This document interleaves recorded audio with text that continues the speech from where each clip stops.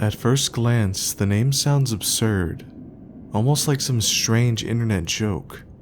A subreddit with over 162,000 active members. Created in November of 2024, its description simply reads, "We need to cook." But as is often the case with the internet's darkest corners, what looks humorous or ironic on the surface conceals something far more unsettling underneath. If you've never heard of the term incel, it's short for involuntarily celibate. It refers to an online subculture largely made up of men who describe themselves as unable to form romantic or sexual relationships despite desiring them. While some people who identify as incels express only sadness and loneliness, many of the larger incel communities have evolved into bitter echo chambers. In these spaces, constant reinforcement of feelings of rejection can quickly turn into anger, misogyny, and even advocacy of violence. The word incel has therefore become synonymous not only with isolation, but also with the toxic online environments that feed it. r/KitchenIncels takes a slightly different path. On the surface, it looks like a cooking forum. Members post photos of their meals, ranging from simple sandwiches to surprisingly elaborate plates of pasta, steak, or even seafood. But the difference lies in how they caption these posts. Instead of writing about how the food was prepared, posters use the title to unload their deepest thoughts, frustrations, hopelessness, and confessions that border on cries for help. One of the most upvoted examples I saw reads, "My life feels stagnant, and I can't help constantly comparing myself to others, always coming to the conclusion that I am underachieving whilst letting life pass me by. Steak bites." The image that accompanies this is a perfectly ordinary plate of food, yet the title cuts through like a gut punch. The food becomes irrelevant. It's a vehicle for a confession. Another post states, "Came to the realization that all I fucking do is go to work, go to class, and then go back to my apartment and bed rot. At least my dinner after work was yummy."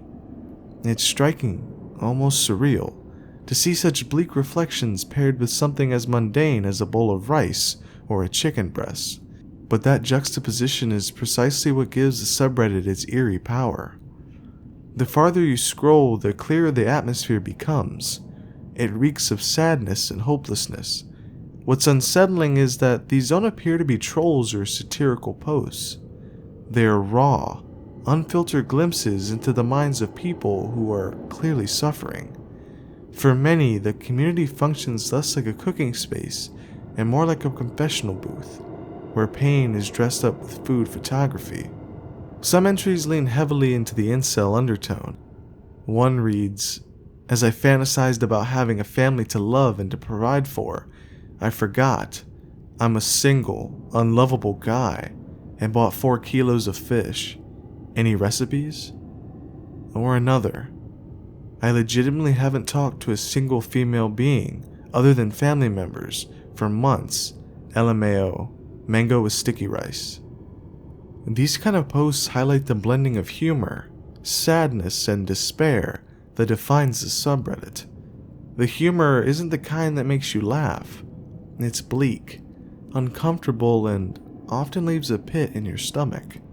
But behind this sad humor exterior lies something potentially more dangerous. Communities like this, even unintentionally, can normalize despair.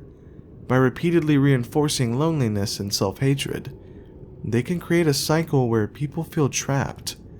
What starts as venting can become an endless loop of wallowing in misery.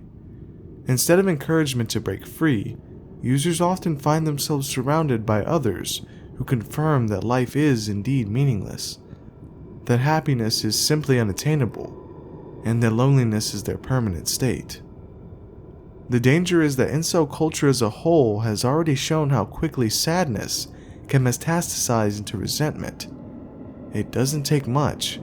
A bad relationship, a rejection, a few online voices echoing bitterness, to shift from feeling unwanted to feeling justified in blaming others, particularly women, for one's pain.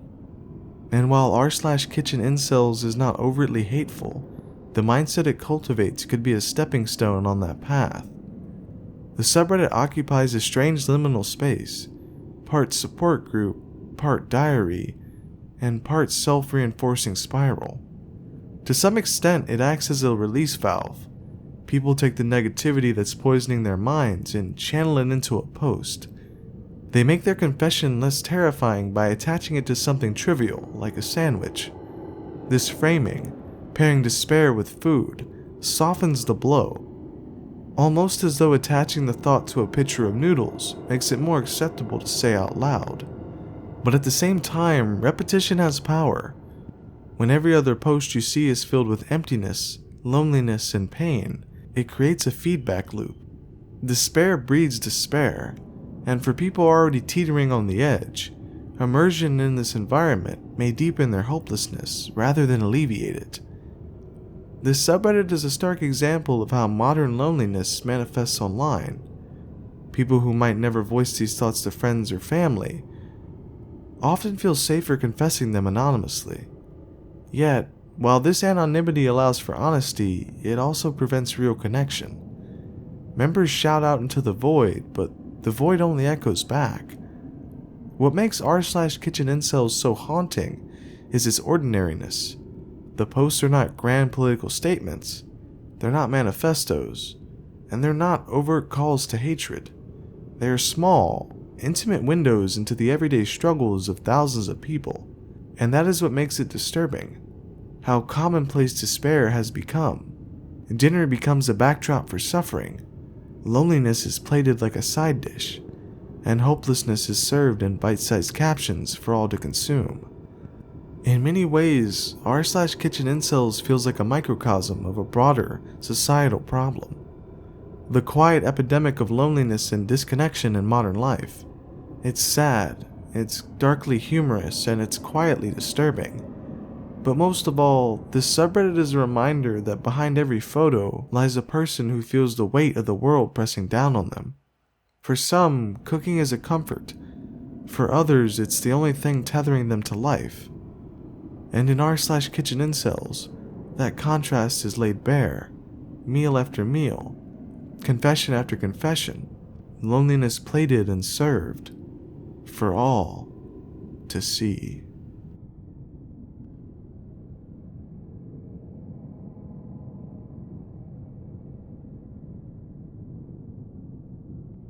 A subreddit with over 287,000 members, r/UnresolvedMystery does exactly what it says on the tin.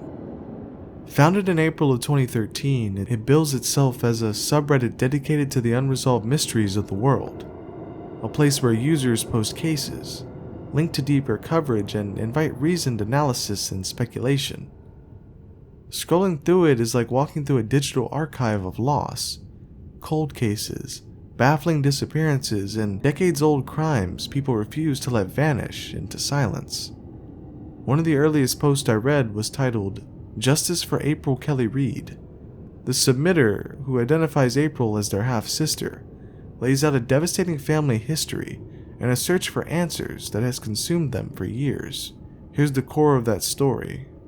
April Reed disappeared at age 20 from Del City, Oklahoma, and has been missing for over 24 years. The poster discovered late in life that April existed at all, family lore they only uncovered after searching for their biological relatives. The poster alleges a traumatic backstory. April's mother reportedly traded her for a car when April was a child, and there are long-standing rumors within the family that April's grandmother may have killed and buried her. Police searched that property, but no remains were found.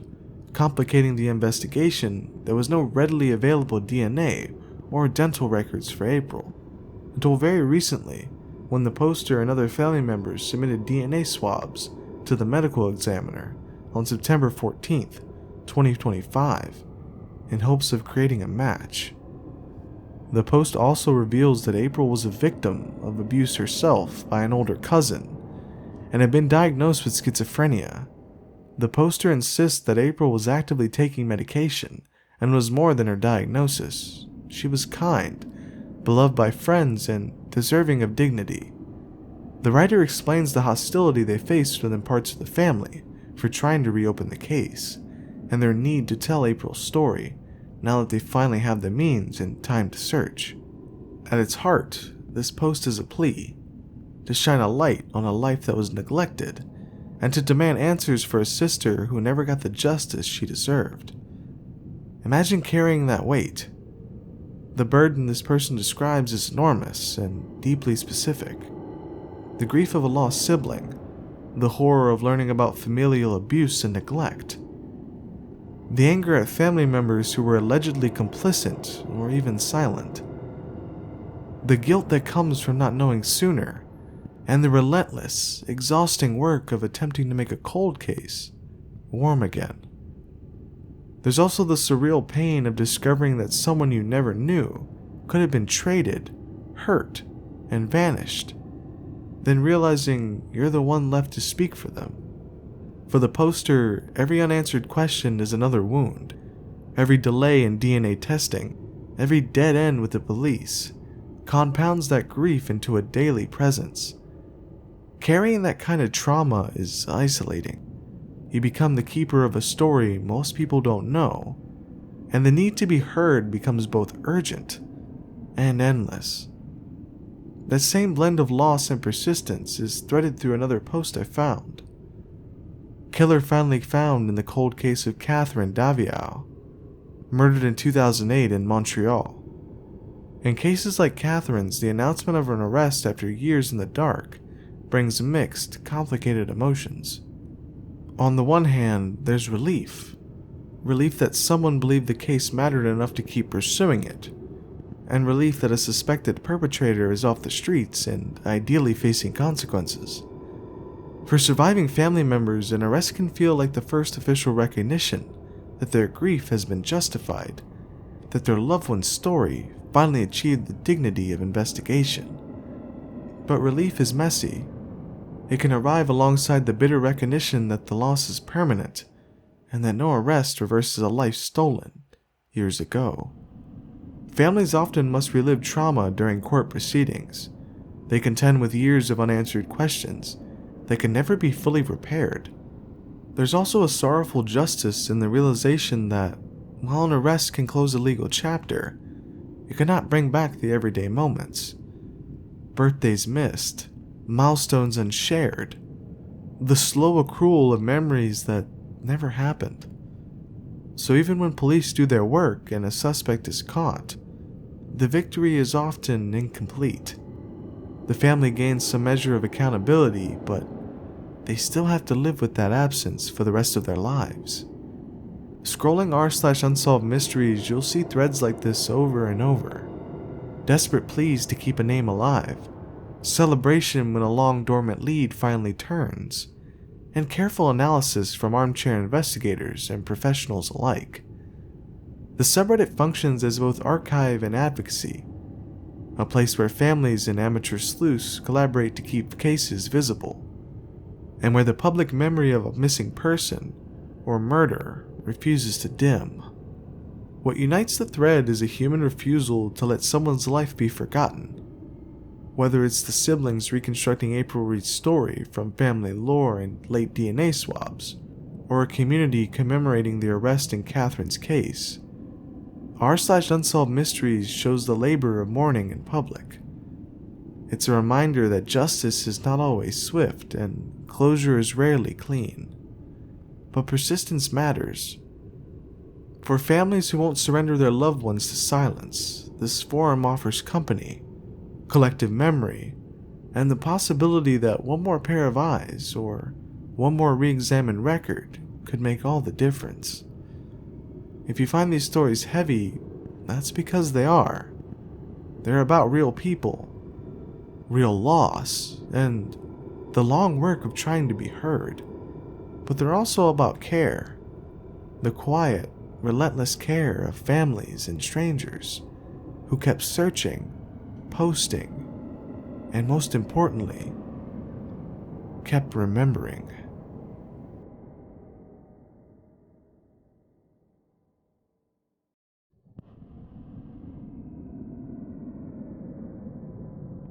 A modest subreddit with roughly 17,000 active members, r/MadeOfStyrofoam was created in December of 2014. Its description reads, "Made of styrofoam, a cut above the rest. Rest in peace Hoopla Hobo, one of the subreddit's founding fathers. An open forum with loose moderation to discuss self-harm in all its forms. You may post and comment as you please. Read our sidebar for more details. Please read the rules before posting for the first time." On paper, it looks like another oddly named corner of Reddit. In practice, it's a fragile, painfully honest place where people lay out the worst parts of themselves and wait to see if anyone will notice. The first post I came across was titled, "Doing so amazing, you know?" It reads like a journal entry and a cry for help all at once. "I've been clean for 2 months now. I'm sitting in bed and I don't want to cut, but I want to just so bad. I hate everything about myself. My face, my body, my hair, my personality. I hate everything about where I live. I feel like all of my friends hate me too. They don't, the rational part of me knows that, but the irrational part is taking a front seat in my mind, and that's all I can think of. I've never done anything good in my life. I just feel so awful and needed to dump this somewhere." Read slowly. The post shows how depression and self-harm thinking work. Tiny victories, 2 months clean, sitting next to an all-consuming despair. There's the painful internal split. The rational part that recognizes reality, and the irrational part that screams the opposite. And that split is quite exhausting. While the irrational voice is louder, it rewires your perception. Friends that care can feel distant. Accomplishments feel meaningless. Your entire life is filtered through a lens of worthlessness. Pulling yourself out of that place is excruciatingly hard. It doesn't usually happen in big, cinematic moments. It happens through tiny, stubborn choices. Staying up to answer a message, turning off the lights and taking a breath, calling a helpline even when your throat is tight, and showing up to the doctor the next day. These choices seem small from the outside, but from the inside they require enormous courage. Recovery is rarely ever linear. You take 2 steps forward and 1 step back, but those 2 steps forward still matter. Another post I read simply said, "I'm not okay," and then spilled an avalanche of pain. "I just want to fucking scream. My day's been absolute dog shit. I want my parents to die. I'm fucking cutting words on my thighs right now and I haven't eaten in a week. Now it's almost daily where I consider, but then no one would take care of my dogs, and they're the only things I love anymore. I'm getting urges to cut shapes and burn." This kind of note highlights another crucial truth. Environment matters. When you're young and trapped in a house that feels hostile, when parental relationships are abusive or neglectful, when friends are absent or cruel, the pressure builds until it feels like there's nowhere to breathe. That suffocation can push people toward harmful coping mechanisms, because those actions feel like the only way to reclaim control, to feel anything at all. I know this because I've lived it. After my father died when I was 16, everything at home shifted in ways I didn't understand. My mom became overbearing and often verbally cruel. The person who should have been my safe space became a source of constant tension. I remember nights where anger and grief tangled so tightly in my chest that I couldn't tell which feeling I was living in. And I started to believe the worst things said about me. I began to think in permanent terms about an impermanent pain. Saying I'm fine felt easier than admitting how raw and fragile I really was. Pulling myself out of that place wasn't dramatic. There was no single moment where everything changed. It was months and even years of tiny, stubborn choices. One awkward conversation with someone who would listen. One appointment at a counselor. One day when I forced myself to eat something. One walk outside even when I didn't want to. Some days I failed, but most days I kept showing up anyway. Over the years, those small things added up until one day I realized I had more good days than I had bad. I built a life I love, found people who see me, and learned tools to manage when the dark thoughts return. Recovery didn't erase grief or difficulty, but it definitely taught me that change is possible and that pain doesn't have to be permanent. That's the truth I want to underline for anyone listening to this. It can get better. Not instantly and definitely not neatly, but it can and will get better. The people posting on r/MadeOfStyrofoam are not attention seekers or some abstract other. They are people, messy, hurting, and trying. Some are celebrating milestones like 500 days clean. Both kinds of posts belong on the same board because both are part of the same story. Human beings trying to survive. If you're young and stuck in a toxic environment, it's okay to feel trapped. That feeling is real and very valid, but it's not forever. Safety planning, finding even one trusted adult, reaching out to a school counselor or community services. There are practical steps that create a path forward. If you can, make a list of 1 or 2 people you could contact in a crisis. If you don't have anyone nearby, use online resources and hotlines. You're allowed to ask for help. You're allowed to choose life even when it seems impossible. If you're watching this and you're the kind of person who scrolls past those posts and thinks, what could I even say? Here's what matters. Small, non-judgmental responses matter more than you know. A message that says, I see you, or you're not alone, can keep someone breathing long enough to take the next step. If you're able, offer practical support. Ask if they've contacted someone. Offer to sit with them while they make the appointment, or just simply check in. Your presence can often be a very vital lifeline. I want to be clear about something important. I'm not a therapist. I can't fix anyone's problems. But I have been where some of you are, and I care. If you don't feel safe talking to anyone else, I'm always here. But if you prefer confidentiality, or are in an immediate crisis, please use professional crisis services. They are staffed by people trained to help in those exact moments. If you're in Australia like me, the Lifeline is 131114. If you're in the United States, call 988 for the Suicide and Crisis Lifeline, or text HOME to 741-741 to reach the crisis text line. If you're elsewhere, please look up your local suicide prevention or crisis line. There are resources in your area, and I'll try to link as many as I can in the comments below. To close, the posts on r/MadeOfStyrofoam are sometimes heartbreaking, sometimes hopeful, and always human. They remind us that pain is rarely tidy, and that recovery is not linear. But they also show us something essential, that speaking out, even anonymously, can be the first step toward being seen and finding help. If no one has told you today, I love you. You are not a burden, and you're not irredeemable. Keep taking the small steps, keep reaching out, and please, keep going. You got this. One more day, one more message, and one more breath at a time.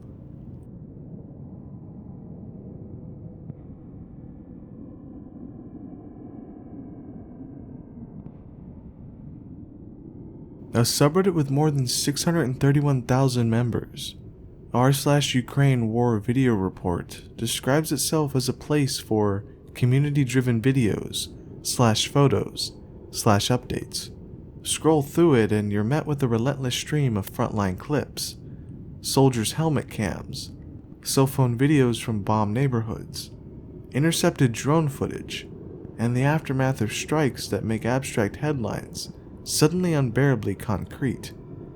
To set the scene, the full-scale phase of this conflict began on the 24th of February, 2022, when Russian forces launched a massive invasion of Ukraine after years of tension following Russia's 2014 actions in Crimea and the Donbass. That day marked a dramatic escalation from a simmering, localized war into an all-out campaign that has reshaped European security and sent shockwaves across the world. One thing becomes obvious very quickly on this subreddit.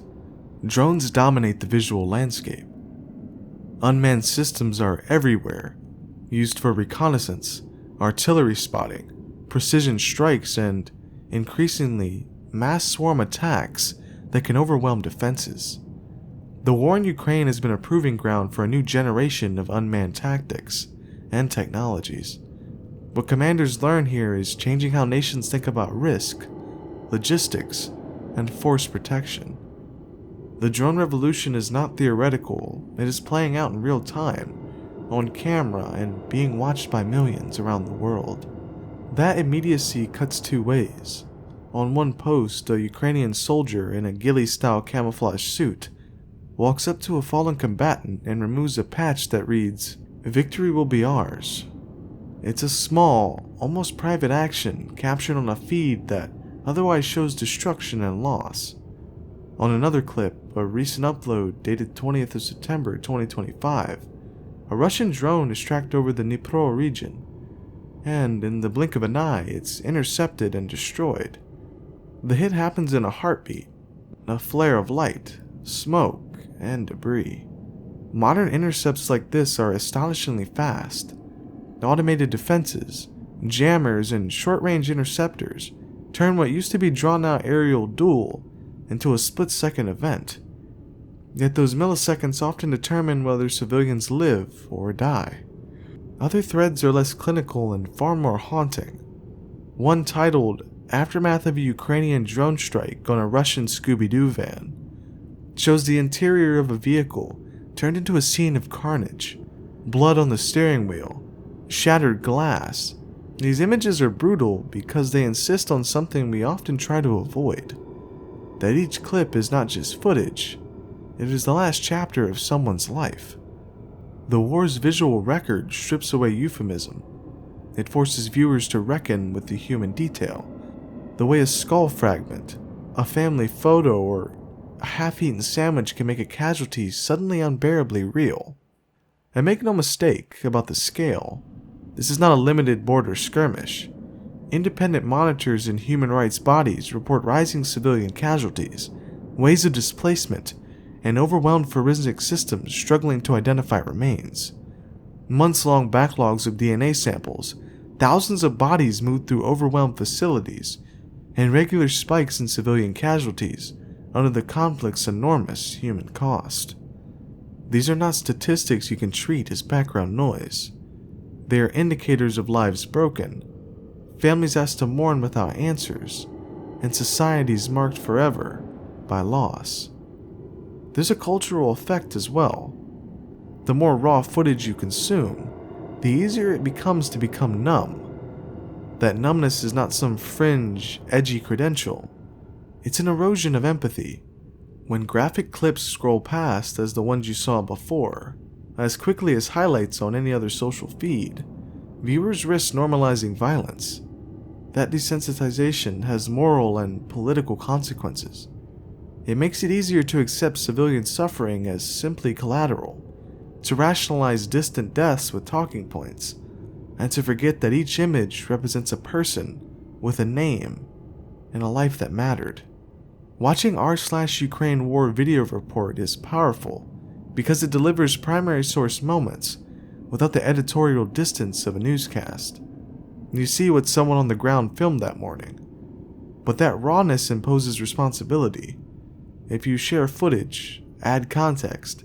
If you post graphic content, use warnings. If you watch, let the images do their work. Let them prompt questions and not indifference. Ask, who recorded this? When and where? Who were the people in frame? What are the broader strategic moves that led to this moment? Context prevents clickbait from becoming the only story. There's another hard truth here. Media exposure does not equal impact. A viral clip of a drone intercept will be replayed, memed, and even debated. Yet the virality rarely translates to decisive political action or concrete relief for victims. The duty of the viewer is to carry what they see beyond the feed, donate to verified humanitarian groups, pressure accountable institutions for better protection of civilians, and insist on responsible reporting from platforms that amplify war content. If there's any lesson from spending hours on subreddits like this one in my lifetime, it's a reminder to hold on to your humanity. The people who appear in those frames, soldiers, medics, shopkeepers, parents, they're not faceless. They are pawns to geopolitical forces that often remain aloof from the consequences. A war produces footage, but it also produces grief, displacement, and long-term trauma that no clip can repair. I'll leave you with this. Freedom is more than the absence of chains. It's an uncluttered mind that can still feel for others. Don't let the steady churn of conflict videos harden you. Keep your curiosity, keep your compassion, and when you can, remember the faces behind the feed.